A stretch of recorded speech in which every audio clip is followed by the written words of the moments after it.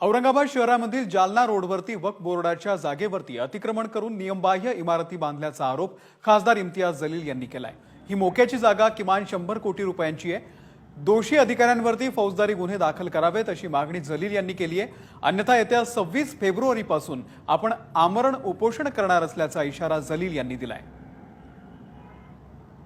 जालना रोडची जागावर कैलाश बाफना, जुगल किशोर तापाडिया, राजू लेखराज तनवानी हे तिघांनी मिळून कशा प्रकारे या वक्फ बोर्डाची जागा विकून टाकलेली आहे हे सगळे पुरावे सहित मी दिलेले आहे। आणि यामध्ये हे फक्त 3 लोक सामील आहे असं नाही आहे। औरंगाबाद महानगरपालिकाच्या टाउन प्लॅनिंग डिपार्टमेंटचे अधिकारी, रजिस्ट्री ऑफिसचे अधिकारी ज्यांनी एक एक रजिस्ट्री करण्यासाठी 25-25 लाख रुपये या लोकांकडून घेतले। हे जे जागा विकण्यात आलेली आहे टोटली इल्लीगल आहे। कोर्टाने तसा आदेश दिलेला आहे।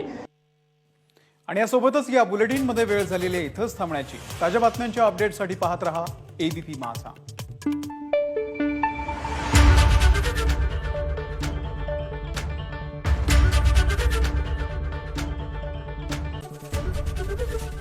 एबीपी माझा, उघडा डोळे बघा नीट।